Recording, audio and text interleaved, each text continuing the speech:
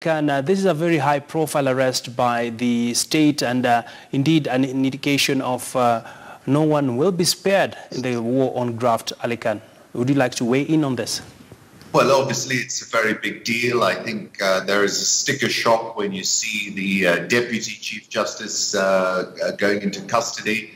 But I think it once more tells us that we should not underestimate, firstly, the DPP Nordin Haji, who I met, and he seems a very serious fellow indeed. And I think also the president's intentions in this matter. I think, it reminds me of a slow burner. The water is being boiled hotter and hotter, and the frogs who are in the water are getting boiled without really realizing it, seems to me.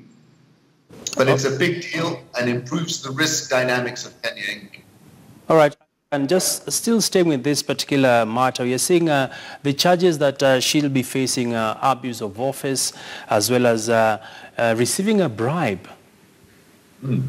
So what I noticed, Abby, which was quite interesting, was that the accusations that were being made by the DPP's office at one time were around being the custodian of public money and a failure to act as a proper custodian. And I thought that was a very clever way of going about it. But essentially, what the allegation here is that money was taken for, I assume, some kind of decision in the High Court or in the Supreme Court. It's just not good enough. This is part of the reason why our risk profile is high. And this is one of the key things to bring down the risk profile, improve our position in the Doing Business Index, and overall get not only ourselves, but the diaspora and international investors excited about Kenya. This has to be seen to be happening, and I think clearly it is. Alikan, let's switch gears a bit now as, of course, we'll be getting more reactions to the arrest of the Deputy Chief Justice, Philomena Mwilu, and, of course, knowing pretty well that that particular seat has been a hot seat. All the former occupants have sort of been hounded out of office. Well, Alikan, let's take a look at the developments from the United States. Well, President Uhuru Kenyatta held talks with his counterpart, Donald Trump, and one of the biggest outcomes is we've actually signed a deal of $238 million US, and the key areas of focus are energy as well as agriculture. What could be the end game to this, Alikan, even as the United States tries to actually stamp its authority in trade issues between Kenya, even as China overtook U.S. to be the leading trading country with Kenya? Let me start off by saying I think, President Trump and President Kenyatta are very personable, Clintonian type characters in terms of personal chemistry.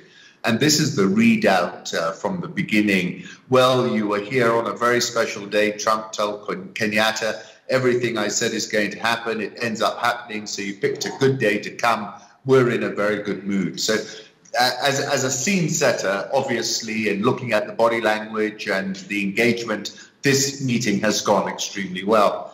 I think some of us were probably a little disappointed because $230 million is small potatoes in this world that we now live in. But I think it was a statement of commitment and intent. When I look through the readout, the leaders resolved to elevate the relationship to a strategic partnership. That's a significant statement. And then, of course, you did not mention the Mombasa-Nairobi superhighway that Bechtel and the Americans are keen that we build as well. This is a really important relationship. People tend to look at it through the prism of counterterrorism in the Horn of Africa, but there are so many different components of it. Let me give you some components some people sometimes don't mention. Half of our inward remittances come from North America. That's approximately running at over $1 billion a year. Point number one. Point number two, huge source of high-paying tourism, very valuable aspect there as well. There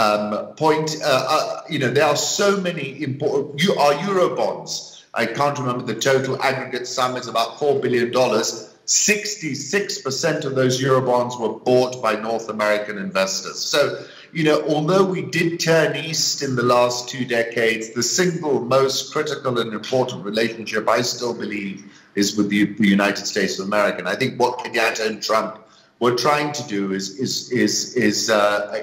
make sure that's still the case.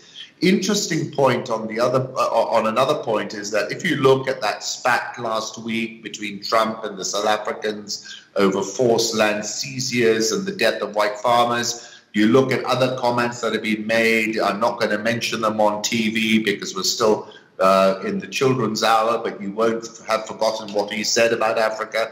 There is an opportunity here for President Kenyatta to be the African interlocutor with the White House. I think he took that opportunity with both hands yesterday.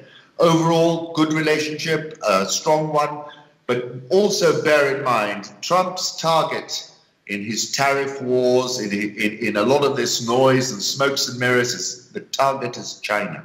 Let's be honest, that's who he's targeting with his tariffs.